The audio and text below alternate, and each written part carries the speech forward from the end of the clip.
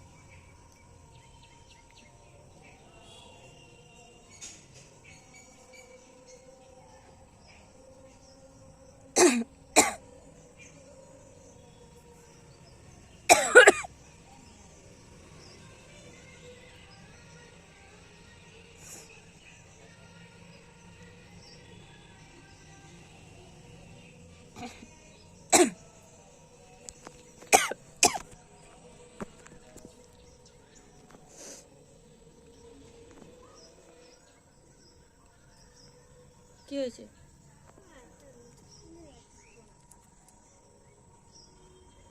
পরে দিচ্ছি।